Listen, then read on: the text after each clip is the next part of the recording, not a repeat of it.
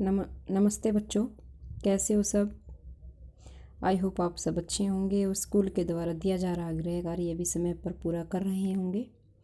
आज हम कक्षा 7 में विषय संस्कृत में 5वां चैप्टर पढ़ने जा रहे हैं, जिसका नाम है पंडिता रमाबाई। कौन थी पंडिता रमाबाई? रमाबाई क्या है, स्त्रियों की शिक्षा के लिए बहुत ज़्यादा सोचती थी और स्त्रियों की शिक्षा के लिए इन्होंने बहुत बड़े योगदान दिए हैं।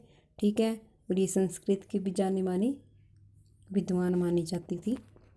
आइए अब हम इसका हिंदी अनुवाद करते हैं।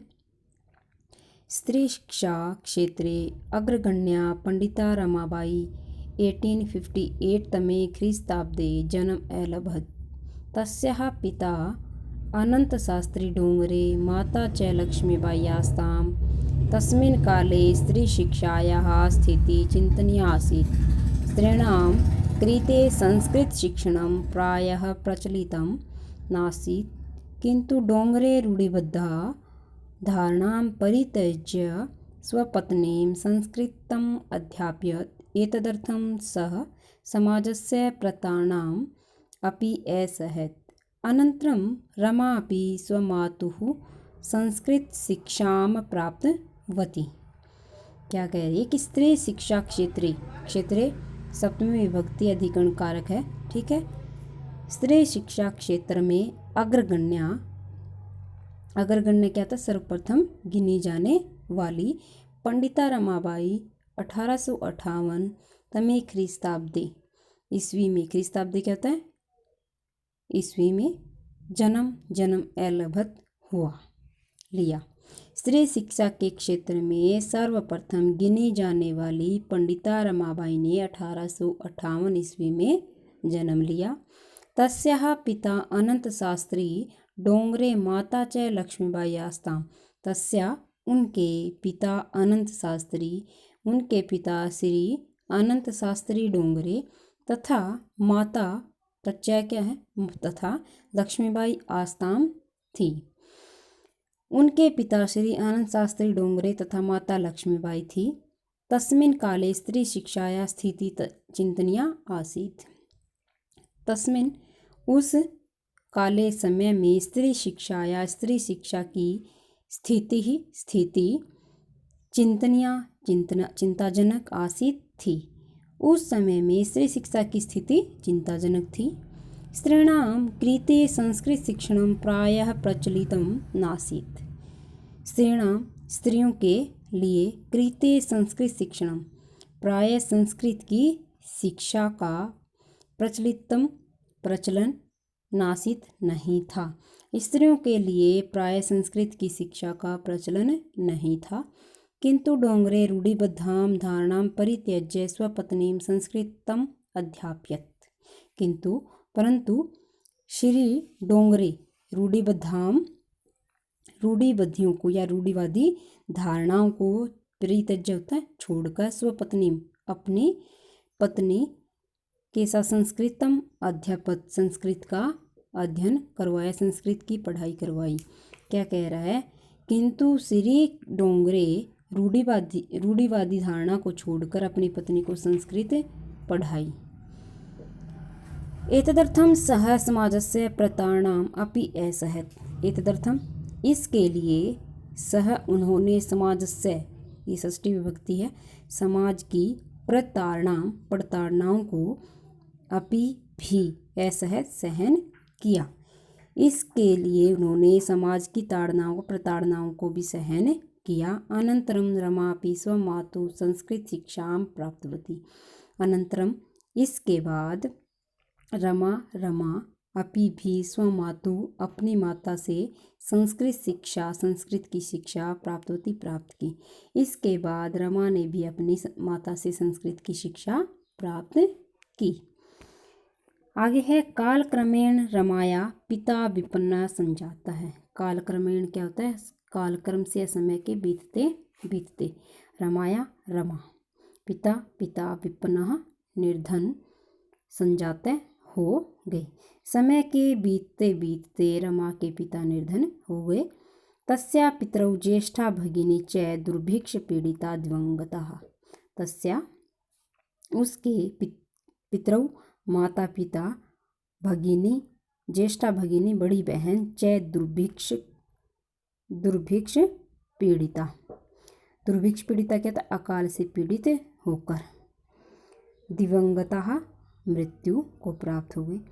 तस्या उसके माता पिता और बड़ी बहन अकाल से पीड़ित होकर मृत्यु को प्राप्त हो गए। आगे है तदंतरम रमा स्वज्येष्ठ भ्रात्रा सह पदम्भ्याम समग्रम भारतम अभ्रमत। तदंतरम उसके बाद रमा स्व अपने ज्येष्ठ भ्रात्रा बड़े भाई सह साथ बड़े भाई के साथ पदभ्याम मतलब पैदल ही समग्रम संपूर्ण भारतम भारत भ्रमण करती हुई या भ्रमण किया। क्या कह रहा है कि उसके बाद रमा अपने बड़े भाई के साथ पैदल ही संपूर्ण भारत में भ्रमण करती हुई भ्रमण क्रमे सा कोलकाता प्राप्ता और भ्रमण करती हुई कोलकाता पहुंची। संस्कृत वैदुष्येण सा तत्र पंडिता सरस्वती चेती उपाधिभ्याम विभूषिता। संस्कृत वैदुष्येण और क्या है, उसने वहाँ पर संस्कृत के जाने माने विद्वान थे। सा तत्र पंडिता सरस्वती चेती उपाधिभ्याम विभूषिता। इसके बाद संस्कृत के विद्वानों के द्वारा वह पंडिता और सरस्वती नामक उपाधियों से विभूषित हुई, नवाजा गया। तत्रैव सा ब्रह्म समाजेन प्रभाविता वेदाध्ययनम अकरोत्। तत्रैव वहीं सा उसने ब्रह्म समाजेन वह ब्रह्म समाज से प्रभावित होकर वेदाध्ययनम वेदों का अध्ययन अकरोत् किया। वहाँ उसने ब्रह्म समाज से प्रभावित होकर वेदों का अध्ययन किया। पश्चात शास्त्रीणां कृते वेदादीनां शास्त्राणां शिक्षायै आंदोलनं प्रारब्धवती। पश्चात उसके बाद सा वह स्त्रियों की कृते के लिए वेदादीनां वेद आदि शास्त्राणां शास्त्रों की शिक्षा के लिए आंदोलन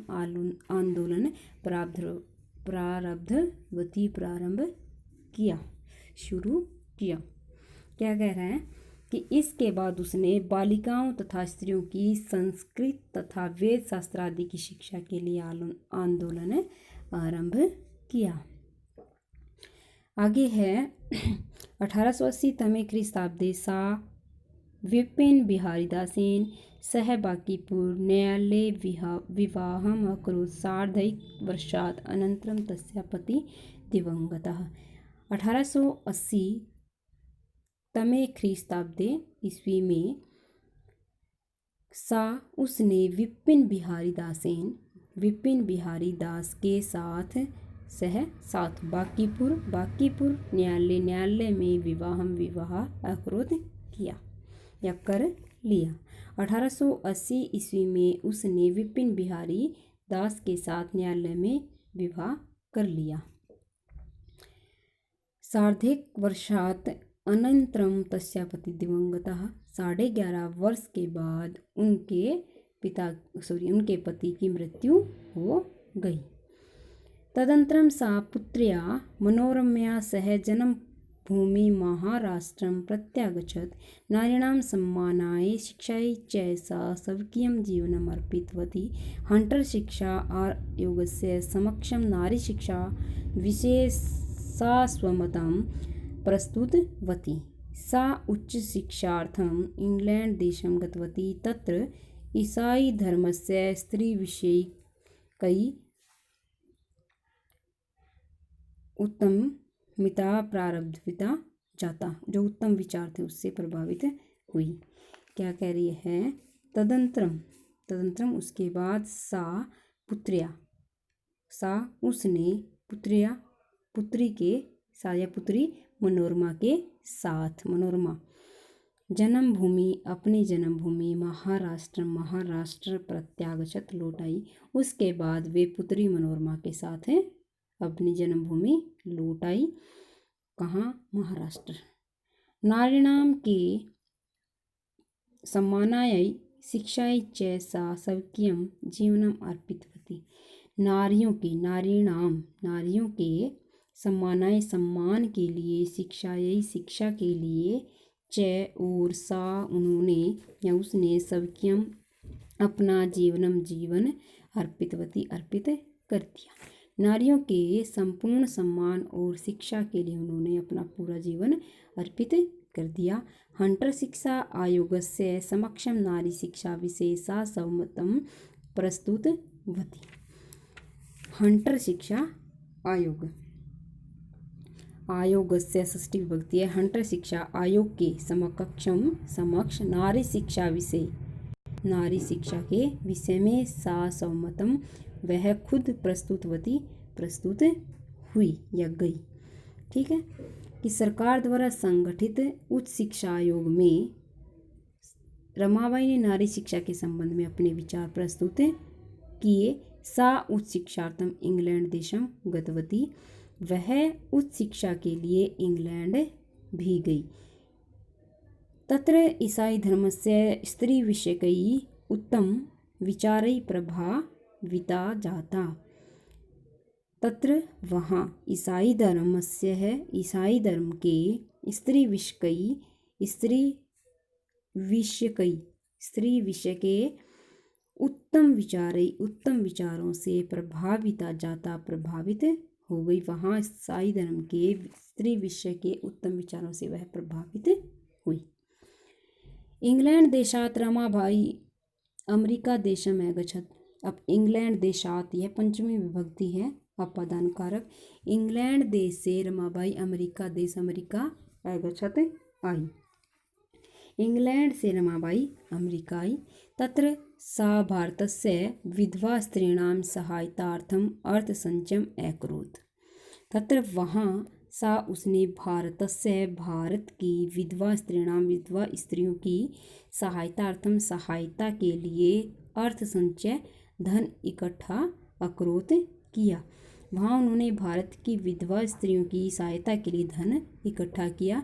भारतम प्रत्यागत्य मुंबई नगरे सा सार्धा सदनम अस्थाप्यत। भारत लौटकर मुंबई नगर में उन्होंने सार्धा सदन की स्थापना की। अस्मिन् आश्रमे सहाया स्त्रियः निवसन्ति स्म।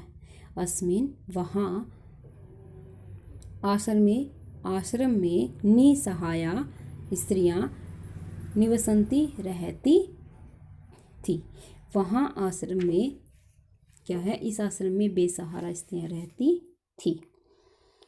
तत्र स्त्रियः मुद्रणटङ्कणं काष्ठकलादीनाञ्च प्रशिक्षणमपि लभन्ते स्म। परमिदं सदनं पुणेनगरे स्थानान्तरितं जातं। ततः पुणेनगरस्य समीपे केडगांव स्थाने मुक्तिमिशन् नाम संस्थानं तया स्थापितम्। अत्र अधुना अपि निराश्रिताः स्त्रियः ससम्मानं जीवनं यापयन्ति। ओके, तत्र वहाँ स्त्रियाँ मुद्रण टंकन छपाई और क्या है टाइप, काष्ठकला आदि प्रशिक्षण भी लभन्ते प्राप्त करती थी। वहाँ स्त्रियां छपाई, टाइप करना, काष्ठकला आदि का प्रशिक्षण भी प्राप्त करती थी। परम इदम सदनम पुणे नगरे स्थानांतरितम। परंतु इदम यह सदन पुणे नगर में स्थानांतरित जातम हो गया। परंतु यह सदन पुणे नगर में स्थानांतरित चला गया। ततः पुणे नगरस्य समीपे केडगांव। ततः इसके बाद पुणे नगर के समीप केडगांव स्थान में मुक्ति मिशन नामक संस्थान की स्थापना हुई। इसके बाद पुणे नगर के समीप केडगांव नामक स्थान पर मुक्ति मिशन नामक संस्थान की स्थापना हुई। अत्र अधुना अपि निराश्रिता स्त्रियः ससम्मानं जीवनं यापयति। अत्र यहाँ अधुना अब अपि भी निराश्रिता या निसहाय स्त्रियां ससम्मान सहित जीवन यापन करती हैं। यहाँ आज भी निसहाय स्त्रियां सम्मान के साथ जीवन यापन करती हैं। 1922 तमे ख्रीस्ताब्दे रमाबाई महोदयाया निधनम अभवत्। 1922 ईस्वी में रमाबाई महोदया का निधन हो गया। सा देश विदेशानाम अनेकासु भाषासु निपुणा आसीत्। सा वे देश विदेशानाम देश विदेश की अनेक भाषाओं में निपुणासित थी। वे देश विदेश की अनेक भाषाओं में निपुण थी। समाज सेवायाः अतिरिक्तं लेखन क्षेत्रे अपि तस्याः महत्वपूर्णम् अवदानम् अस्ति। समाज सेवा के अतिरिक्त लेखन के क्षेत्र में अपि भी तस्याः उनका महत्वपूर्ण अवदानम योगदान अस्ति है। समाज सेवा के अतिरिक्त लेखन के क्षेत्र में भी उनका महत्वपूर्ण योगदान है। स्त्री धर्म नीति हाई कास्ट हिंदू विमेन नीति तस्याः प्रसिद्धम रचनाद्रव्यम वर्तते। क्या कह रहे हैं कि स्त्री धर्म नीति तथा हाई कास्ट हिंदू विमेन ये इनकी 2 प्रसिद्ध रचनाएं हैं। ठीक है, आई होप आपको ये वीडियो समझ में आ गया होगा। अगर कुछ समझ में नहीं आया तो आप फ़ोन करके पूछ सकते हैं, और इसका PDF है वो मैं जब तक आप ये वीडियो नहीं देख लेते उसके बाद ही भेजूँगी, इतने नहीं भेजूँगी। धन्यवाद।